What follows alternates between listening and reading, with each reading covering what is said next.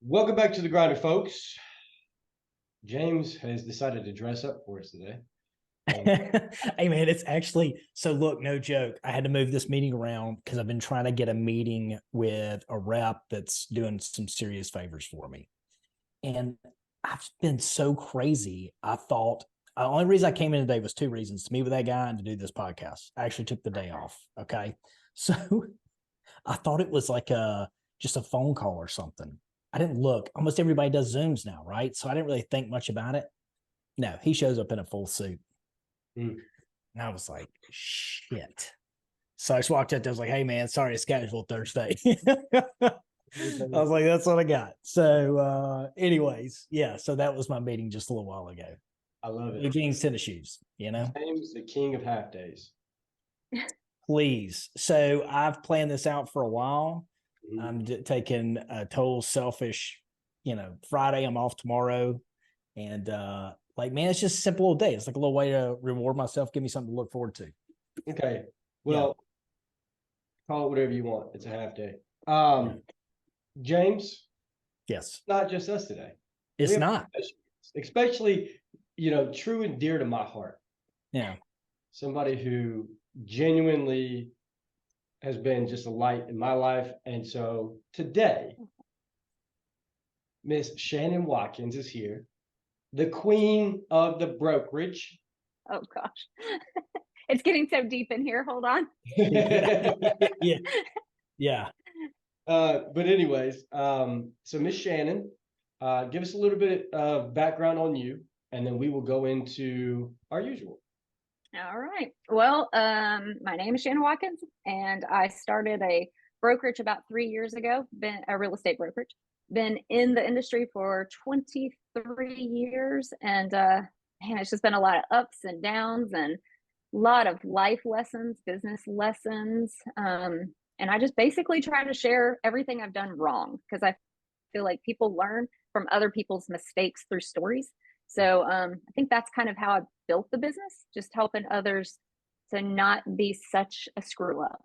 So that's me in a nutshell, I would say. I like it. And you just came out with a book, didn't you? Look, I did. Plug. Did you really? That's amazing. That's awesome. Yeah. That was intense, actually. That was what is it, oversold and under delivered. Like, it was a process. They were like, oh man, it'll take you like 3 months, you get everything written, we'll have a ghostwriter tweak it, make sure it's good. It took me 9 months. So, and then I'm like, look how thin it is. Like, I could read this hopefully in one setting. It's little, but so actually, will you give us the name of the book? Oh, How to Build a 7-Figure Real Estate Team. Oh, cool. So, yeah, it's and it literally is kind of start to finish how I basically just made mistakes. I mean, literally any success that I do have is through mistakes. I don't think I've done one thing and it's been like, oh, that was easy. I was smart. Like, I did something right. Like, it's never happened that way for me. And I think that's pretty par for the course. Like, Hopefully. Yeah, but that's also how you gain the grit. That's how you gain knowledge. Like, everything that you do in life, if it was easier, it wouldn't be the same. And I think we touch base on that a lot. Yes, true. Do you think that's something that like entrepreneurs kind of have to do? They have to fiddle with it and break it and screw it up to like really learn. Like, you know what I mean? Like, if somebody's like, oh, well, the grass isn't greener over there. Well, maybe I need to actually go and look at it for myself. Like, I don't know. Maybe it feels like it's something about that curiosity, that pursuit. Like, you have to kind of do your own thing with it, Yeah, I'm actually reading a book right now, The 9-Figure Mindset. I don't know if you guys have read it, but it's same kind of thing, right? I mean, different in the sense of this guy's a multi-billionaire, through creating a product. So it's slightly different. But when you hear, like, where he feels he screwed up, I'm like, you made $130 billion. I don't understand. Like, you're a Yeah. screw up. So I think it's interesting for most of us that are, small businesses starting up our own stuff. I do think we have to learn through mistakes. I also feel a lot of the times entrepreneurs will go into something and then give up too quickly. And Yes. so I think, I think that then shows that maybe they don't have the grit or they don't have the true why.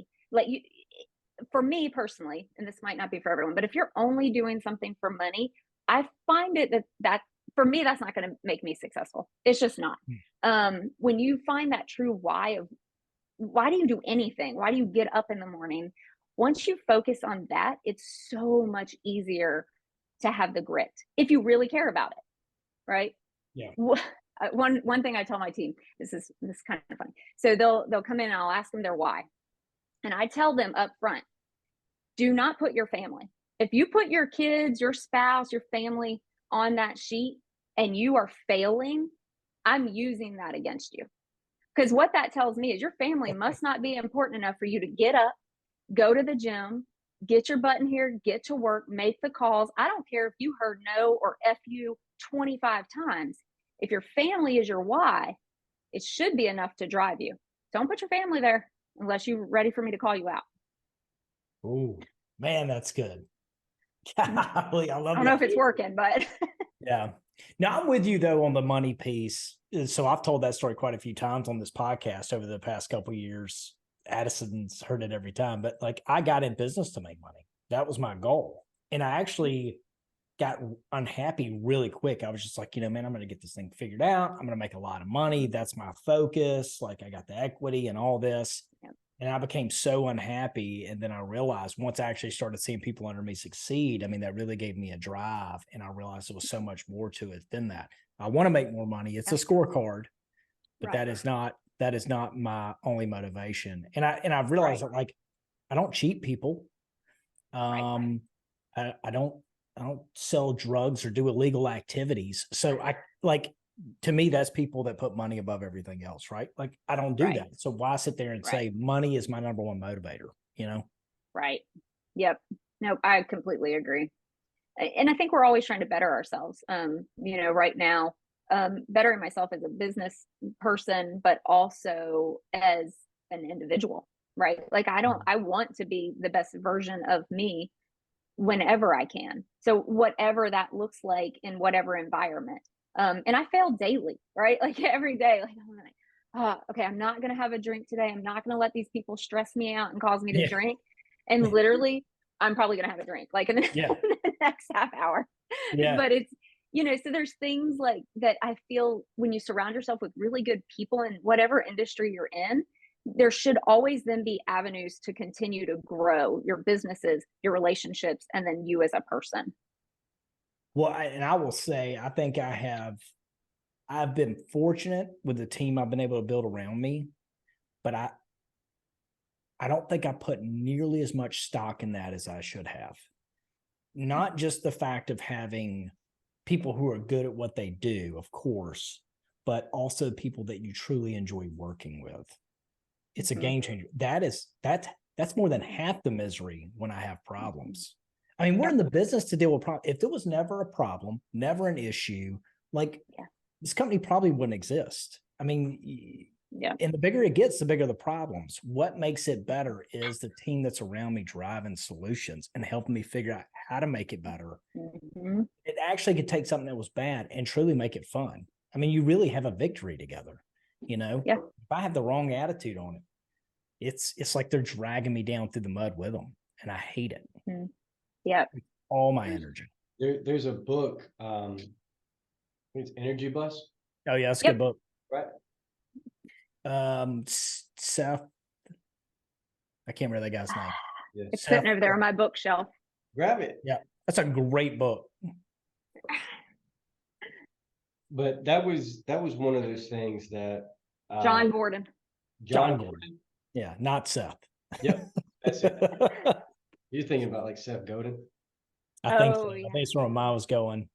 But that reading that book genuinely allowed me to see so many things with my current, not current team, but past team members, where I was bringing on just anybody to the team, just trying to, stir up that whole process.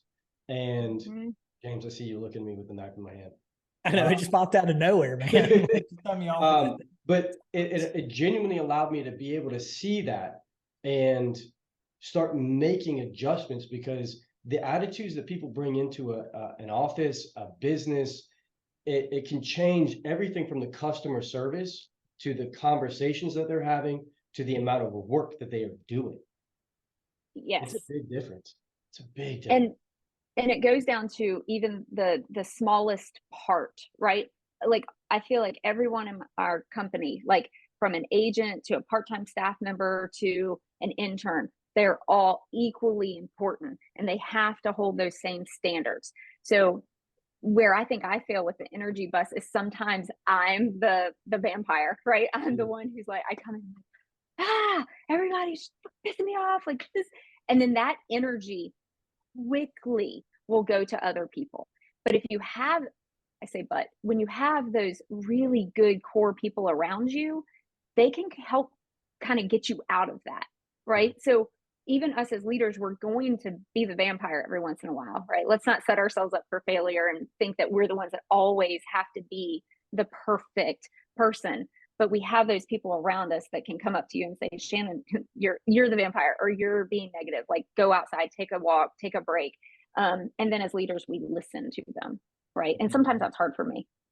Yeah, I think it's hard for all of us, because this is your baby. You have so much to do with it that it can be hard to get that secondary perspective. Yep. Yeah. I mean, it's a two-edged sword, right? Like you have to be the person. You always got to be cognizant of the person you're being, but you also do forget sometimes that you're setting the tone for a lot of stuff, and nobody else is going there like, hey, you got the wrong attitude today. Like, you can't talk to a customer like that. You can't talk to your teammate like that, but you're being the asshole that day that does that. Right. So, I'll never forget when I was younger in my career. I'm very thankful I got a wife that shoots it straight to me. And I remember complaining to her one day. I was like, nobody in this company seems like they're having any fun. Like, they're just all miserable. And she goes, are you having any fun? Do you think you might be the cause of that? And I realized I was a shitty attitude in the room. I was every day, because I was stressed, and I was a shitty attitude every day. It made no one feel good to come into work and be around me.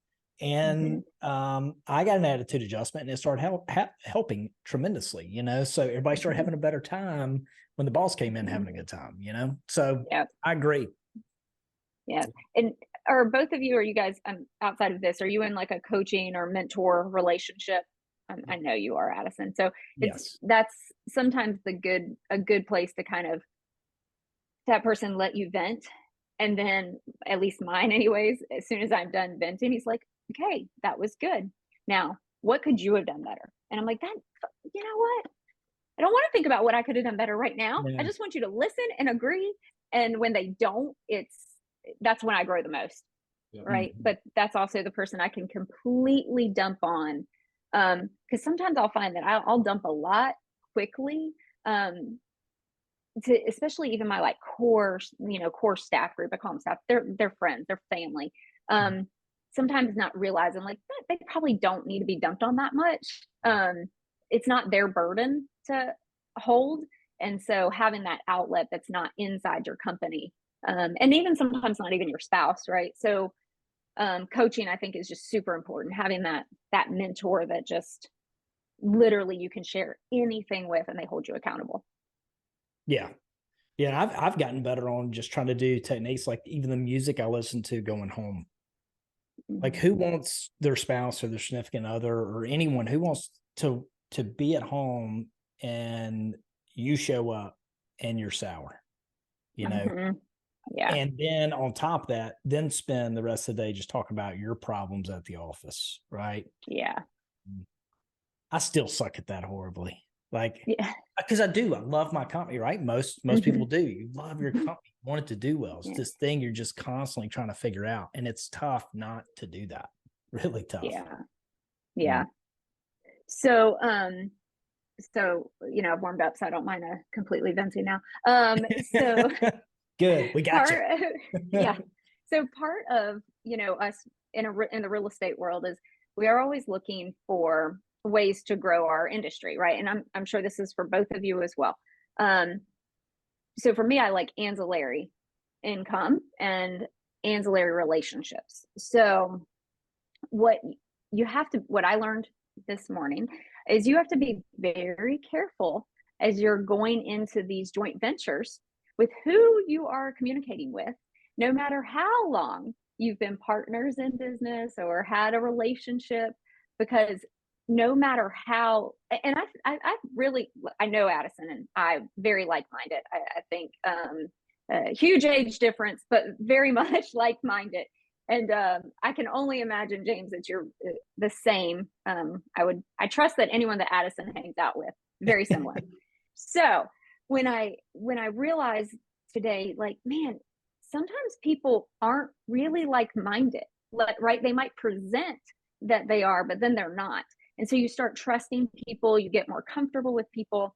And then guess what they do? They like screw you. So it sucks. So we're trying to work on now a mortgage company. So having like partnerships, which we've always had, but take it a step further and go into a joint venture.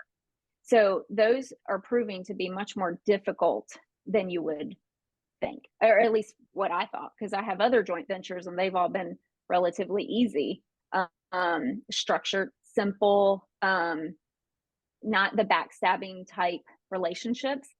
And I feel, and I think Addison would agree, like in my industry, I'm all about other people succeeding. I coach and mentor brokers right here in our area that are literal my competition, right? I don't think everybody's that secure in their abilities and their business. Yeah. And so this is a huge learning curve for me. And today, like, the shit literally hit the fan. So I don't know the next steps. So do either of you have joint ventures and any experience with that shit?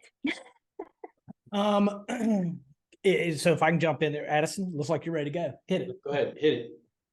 So I am in a partnership on my stuff, and but we were friends first. Like I worked for them years ago. We stayed friends well after I worked for them, and they came back together and joined. At the beginning, I thought we might end up fist fighting in the parking lot. But it was from a good, honest, sincere place. It wasn't because somebody was taking advantage of the other. So I've been very fortunate there. And then we've realized our differences have made us stronger. But I say that, it's kind of interesting. You're talking about like-minded. I want everybody listening to think about this. There is a big difference between differences and then like-minded. Our end result, or what we were trying to achieve, was the same. Our thought process and our paths to get there were different, but we still had the same mindset of where we were trying to go. And to me, that was still like-minded. We were like-minded, as you were putting it. We just had different thoughts on the best route to do it, or what our process should be. And that's where we butt heads. And then we realized, hey, our differences in process is going to marry together, and we're going to we're going to crush it because of it. So I don't have a lot of feedback on, as far as I've been fortunate. Nobody has screwed me that I was partners with. Right. And on the like-minded, I agree with what you're saying, but I think there is this other level of like the morality and ethics of like how you believe in treating people. Like, I'm an open book, like, and I will trust fully and completely. The second you screw me over, I am done. Like, you don't get back. There's no coming back. I might forgive you, and I might be cordial, and we can talk. You are never back in. Yeah. And that's probably a fault in my personality. But right now, I'm just like, I'm literally trying to figure out, like, I thought I had a really good relationship with this person for over 10 years. But then he took something that I said, and it has like, it's a fire. Like, it's bad. It's real bad. So Yeah. now I'm just like, okay, where do I go from here? And like, I'm it it makes me want to go all in. Mm. I'm like, I will, and this is another fault in my personality, so this is real raw. I am, tell me I can't do something or try to stand in my way. Because guess what? I will succeed and I will take you down. Like, Yeah. I am, no.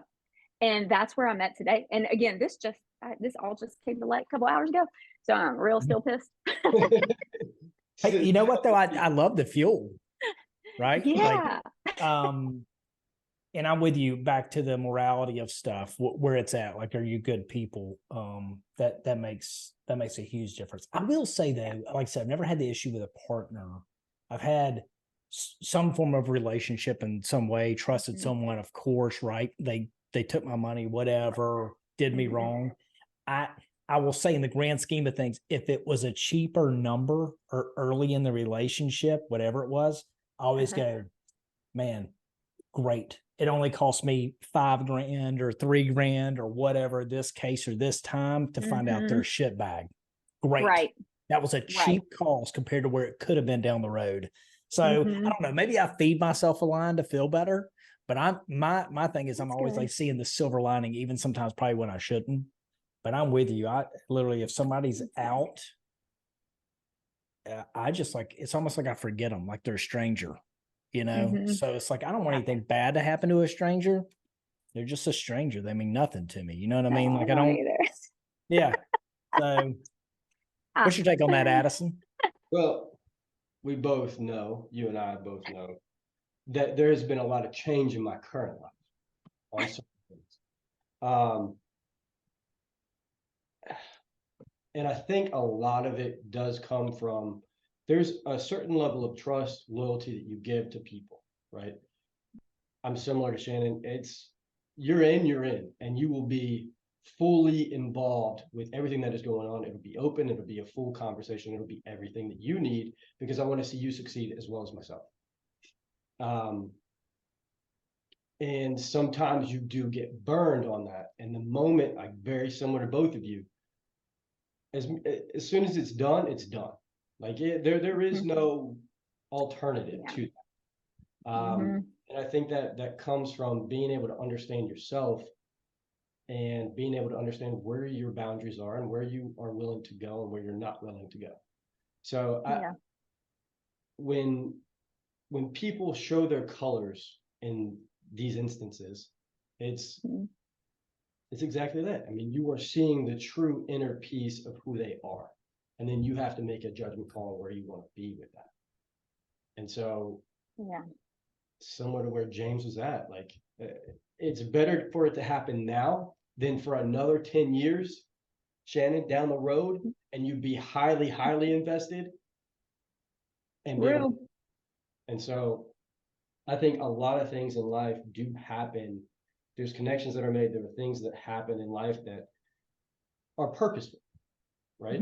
They have to be, because the alternative would be catastrophic, right?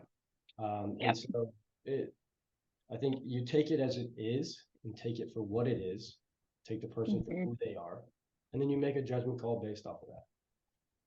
So it's definitely an interesting concept that funny. It's not funny, but it is interesting for you to be in the place that you are, because James and I have both just come off of, other situations, or I have been involved in it. So it's cool to see that everybody as separate and individuals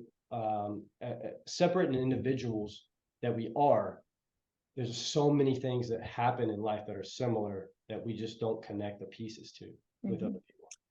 Yeah, I think that's because a lot of times we don't share, right? Like, in general, it's you're either constantly on the go, or when you do kind of get the break, it's like, I don't want to talk about it.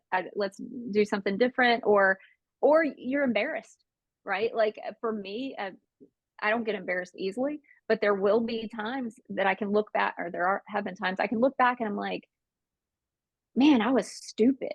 Like, this isn't just like, I didn't just make a mistake. I was stupid. Like, and that's embarrassing. Yeah. But when you can kind of turn that, and again, right now this is still raw, but when you can turn it and learn from it and then help others learn from it, I feel like that's my win. I just know that I want to be more. I want to be more successful. I want to do more. I want to see, like, one of my my goals is that every single person on my executive staff is at 100,000. That's their salary by the end of 2025, right? So that's my motive, and that's like what I want to go after.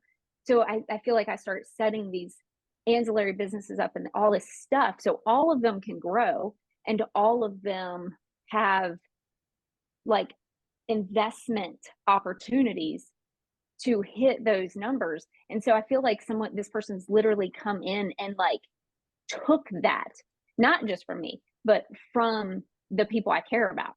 That's where I'm like, making me mad, it's making me mad again. But so trying to get over that and use it as fuel to make sure that they're not going to hinder what I have planned. Yeah. Right. So again, it's raw. It's just raw today.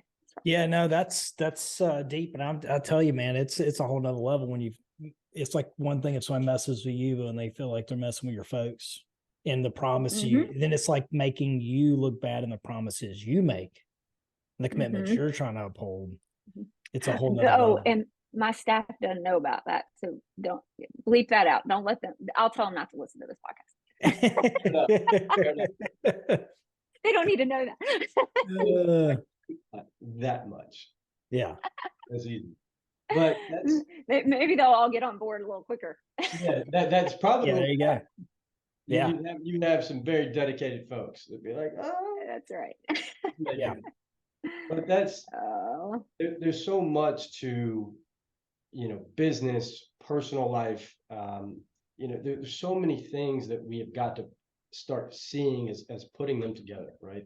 Because as separate as business and personal are, there's so many, in so many ways it's the same, right? Because how you treat people in your personal life, how you treat people in your business, there's always going to be that connect. And the alternative to, I guess, separating them, so distancing them creates turmoil in your life, right? Yeah, very similar. But I think there's wisdom that comes with over time, and wisdom to me can only be built one way, and that's through the experiences and the trials and the wins and all that. Like that's how you get wisdom. You can get a lot of knowledge from others, but there is things that have to come through a certain process. You have to experience it. Like, how can Shannon feel confident in writing a book that literally outlines, I'm making some assumptions, right? But it's as much of a blueprint as you could give people to help them, right? Yeah. And there's a lot of nuggets people can take out of there. But she didn't hesitate to do that because, number one, she believes in helping people. And it makes her feel good to help people, right? But number two, like, you will take, if you take everything she says in that book, there's no doubt it will help you, but there are certain pieces that you're just going to have to experience it to make it build that wisdom that she's trying to do so well spelling out in that book. Definitely. And you have to have like your own mistakes, right? It's not going to remove mistakes. It's just, hey, you can avoid this one. You're probably going to create another one, right? Yeah. And but finding the right people, still, it's probably the hardest part. Being a business owner, I think finding the right people is literally the hardest thing that we have to do. And then leading those people. And I still don't think I have that down. Like, I still fail at that, right? So it's like that leadership portion, I think, is probably becomes the second most difficult. Yeah. Yeah. So first you pick all the wrong people, and then you finally get the right people, and you're hesitant and you're scared Yeah. and you're like, oh, I don't know, can I really trust them? And then hopefully you can end up trusting them, and then hopefully they don't screw you over. Well, I will tell you, somebody comes in here and they're like really thanking me for something I did, one of my people that deserve it, right? And I feel like I still don't do enough for them. Or they make a big mistake and we move on pretty quick from it. And they're like thanking me. I'm like, look, I've said this many times and I will not stop it. I'm like, look, one of these days I'm going to disappoint you. One of these days I'm going to let you down. And I need you to remember that. Like, this is reciprocating. It's going to, and you need to be aware of it. And because it may take you a minute to realize it, Right. That's really good. And it's kind of reminding them that we're all people. Right. Yeah, I'm held to do one thing and you're held to do something different, but we are all human. We are going to mess up. Yeah, that's really good. Maybe I should even say that to the person from today. But I mean, maybe it is one of those things, right? It's something to consider. Yeah. So Addison, what do you have going on that's like big right now? Big. We are starting up recruitment again. Come on. Yeah, so now that I've got the structure and the foundation that I've wanted for so long, everybody's moving in the same, row, I guess. And so that's starting up the recruitment again. Good. I think now that we have solidified, I knew the process was good, and I knew the systems were good. It was, I needed people to implement those systems and then to be able to show that at a higher level. And now that we have that, so that's the main thing. Awesome. Focus. Awesome. Well, you of course let us know how we can help, because that's good. Yes, anything are you going to do anything more on the north side? Yeah, so that's the next step. I was in the process of working on the recruitment up there, and there was a few things that changed. Obviously, the building of the south side situation needed to be squared away, and then now the focus is that. So I think that you and I will have more conversations coming up very soon. Just crazy. Yes, perfect. Because we're trying to do something up there too, and we've got some plans for expansion. We've got Tennessee, South Carolina, Florida, and Alabama licensing all in the works. Okay. Yeah. There's many things that we have got to catch up. I know. And we will. Off screen, so we don't get in trouble. Yes, ma'am. Yeah. That's it. Because I'm afraid I'll say something and then people will be like, you said you were going to do this. And I'm like, it was like, we were talking about doing it. I'm doing it today. Unrecorded. I'll forget. What about you, James? What you got big going on? Man, you know me, I'm just over here shifting around the peanuts. I can't keep up with you folks.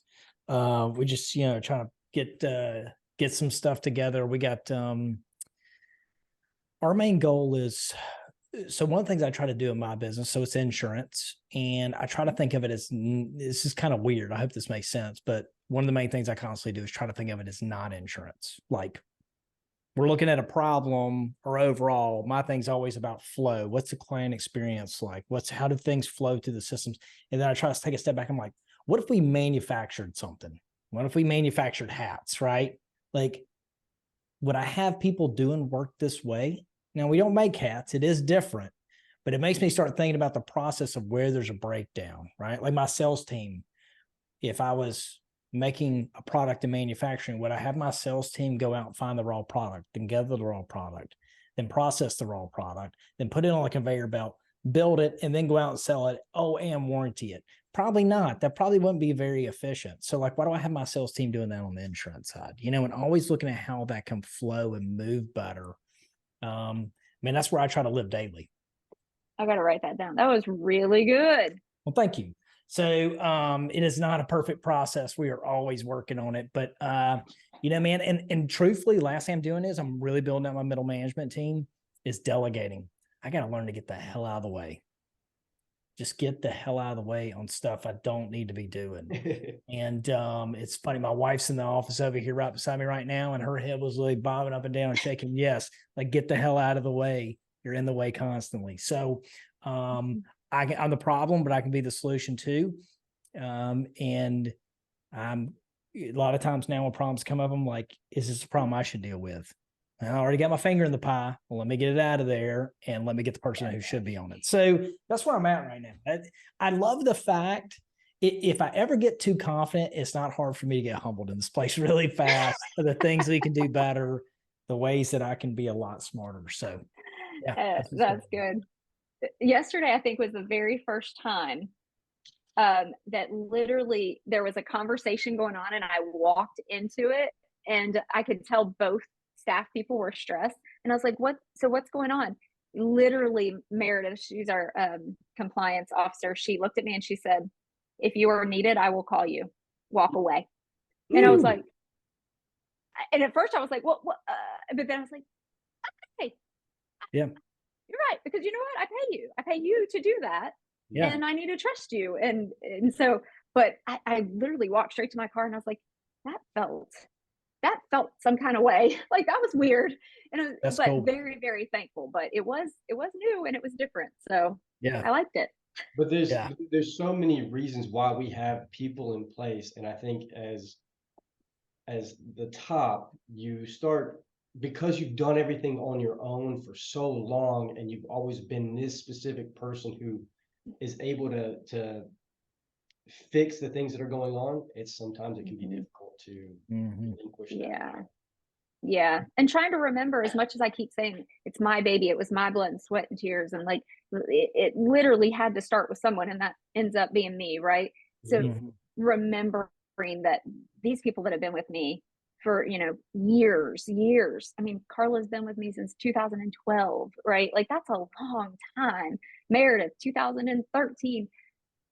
They're here for a reason. They're not going anywhere. I need to trust them and feel good about it. And I don't know why that's difficult.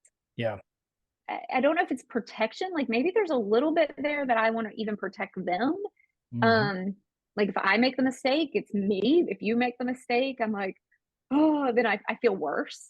Yeah. Because I feel like I didn't do the right things. Like I didn't lead you correctly. I didn't express what I was looking for correctly. I always take the blame internally, always.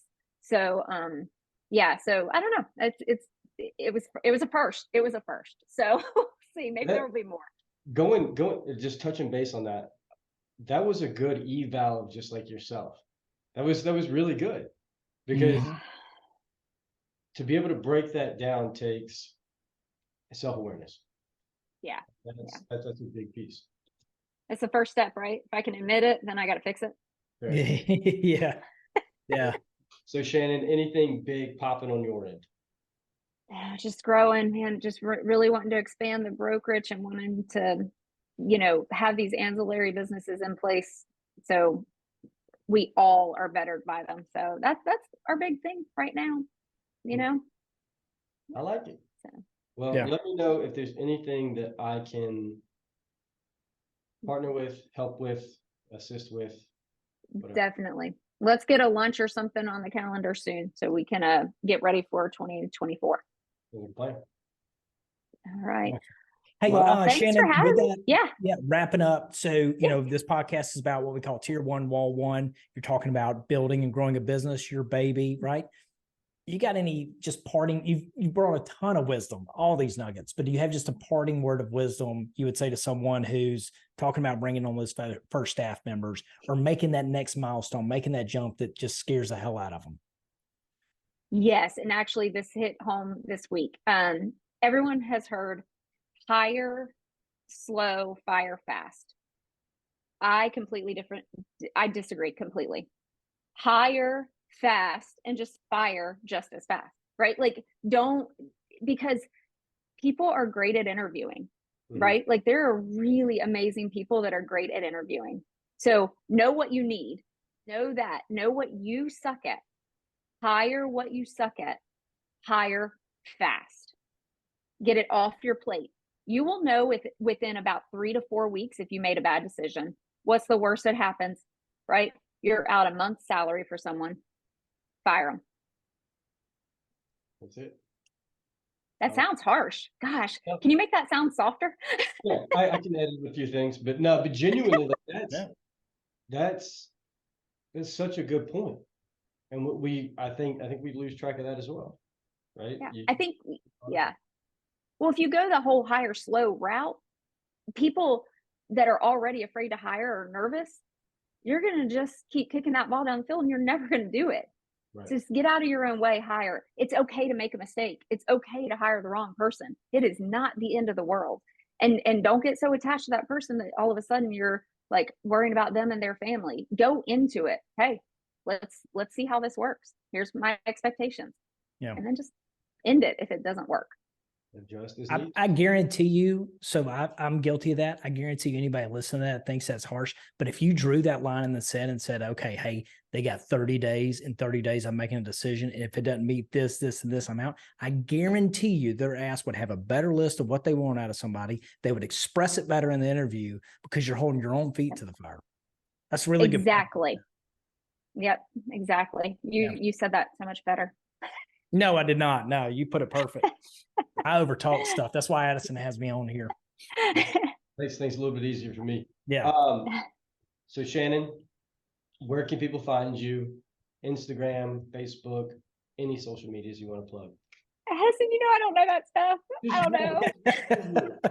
What is Shannon Sells team? My personal is Shannon Watkins, obviously, but Shannon Sells team and Watkins Real Estate Associates are two on Instagram and Facebook. Okay, and I will put those below. So if anybody is looking for Shannon, you'll be able to find them. Hey, and if you're getting into real estate, or you're trying to grow in real estate, it sounds to me like you need to buy the damn book too. Definitely buy the book. And if you're starting out in real estate, you need a team. You need to call Addison because he's got an amazing one and he is with an amazing brokerage. So, Amen to that. And we will put the link below for the book as well. So to take you to Amazon. Do you want us to do any direct links or just Amazon? Oh, Amazon's fine. You ask me all these questions I know nothing about. I have the right people in the right place for that stuff. So we'll get that situated and taken care of. James, as usual, do you think? Grinder out.